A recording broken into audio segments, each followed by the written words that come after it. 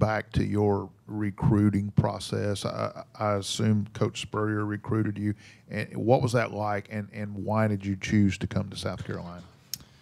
The recruiting process, it was frustrating. It was difficult. You know, a lot of stuff, offers weren't coming in the way I was hoping they would come in, and I had a lot of smaller D1 offers, and I was going to get some offers from some bigger schools. Coaches moved around, so it was like frustrating. And then there was one last camp in the summer, and it was South Carolina, and my dad and I were, let's go up to it, and we came up to it. Spurrier liked what he saw. He communicated with me throughout the season, and the head ball coach offered me midway through my high school season, and you know, from there I was like, I'm committed fully. Michael, what were the reasons given at the beginning of the season, given to you for Jake starting over you? Well, I mean, his success in previous years, of course, so I understood that. He's won games. He's helped us go from 3 wins to 9 wins, and you know, I can't argue with what coach's decision is on that because of his success here. I know you said the right things going in as far as having confidence, but how much did it help to see you do it in a game situation with all things on the line that were on Saturday? You know, it's been 5 years, so it's almost like you forget the feeling of what it's like to play in a game, because a game's different than practice. And, you know, I've practiced for a long time now, but doing it in a game, it picks you up to speed. It picks you up to just the level of fun of the game, and it helps you just relax, calm down. And I don't know, whenever the game time came, I like to think of myself as a game time player as well as a practice player, but you know, I didn't have any anxiety going in, so I was excited to go out there and get some actual reps.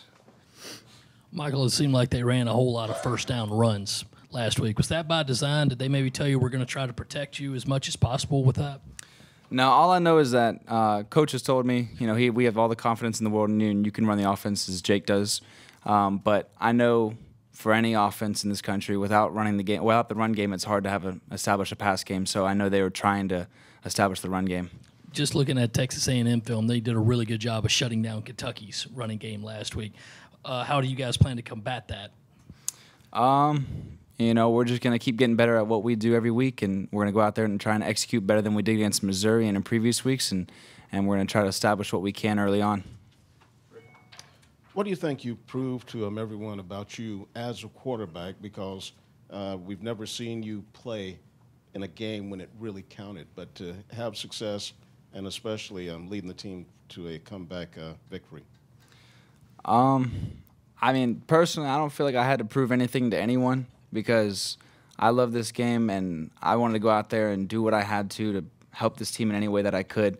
So if I proved something to someone, then I'm glad I did, but I wasn't going out there to prove anything to anyone. I was going out there to help my team and this team get better and go towards our goal of winning the SEC East, and that's just how I approached it. And, you know, I didn't look at anything outside of what I had to really focus on.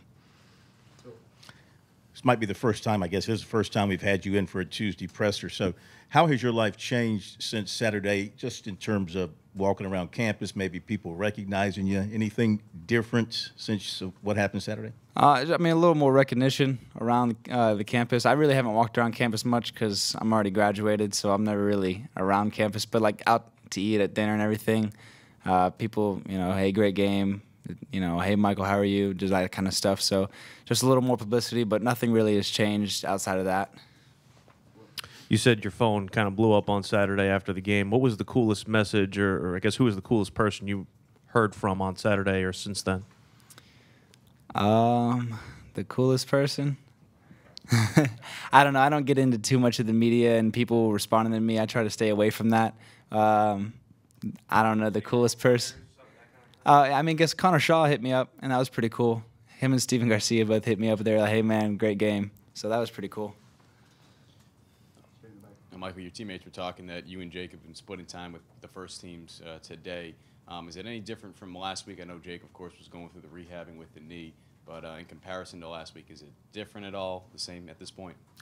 You know, I think any injury, you're going to get healthier as time goes on, and I think Jake's getting healthier. And we're going to split reps. We're going to see where it goes, and the coach is going to make the ultimate decision. And, you know, whenever he tells us, that's when we'll know. So I'm just going to keep approaching the week as I'll be the starter, and that's how I'm going to approach it. a guy that's been on the red shirt track a couple of years. Just with this new red shirt rule in college football, what are your opinions of it? Do you think that's good for future players down the road? I like it to an extent. I don't like how you can just play any 4 games. I think that's how it is. I wish it was more of like the first 4 games than it was the last 4 or whatever it may be. But I guess it's good in a way where, I don't know. I wish it was just the first 4 because at the end of the day, you can pull someone's red shirt, but I guess it helps the players because if someone gets hurt at the end of the year and they've redshirted the whole year, they're not going to burn their red shirt to come out and help the team. Did you learn anything about yourself out on the field on Saturday? Did you prove anything to yourself? Not really. I knew what I could do, and I had confidence in myself. So I didn't really prove anything to myself, but that's it. I just didn't really prove anything. I knew what I had, and I had a high confidence in myself. Michael, you have a better eye for this than we do, but can you tell us maybe why Jake has seemingly struggled through the first half of the season so far? You know, as any quarterback, things sometimes don't go your way, and it's nothing about decision. I mean, sometimes it's decision making, yes, but we all make mistakes. I made mistakes in the Missouri game that could have went completely different. So sometimes it's just the luck of the draw.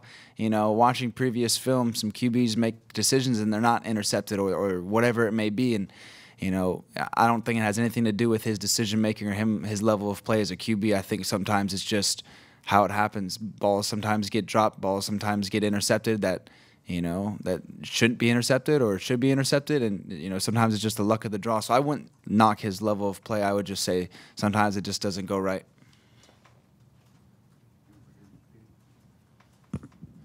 Michael, I know you said you didn't set out to prove anything to anybody. Do you think you showed that, hey, if the starting quarterback is injured, there's another option here and we can still win?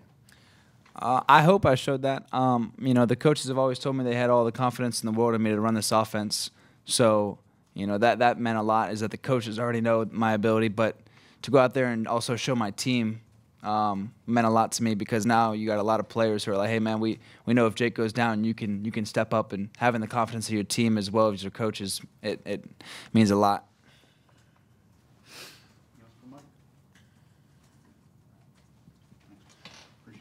Yes, sir.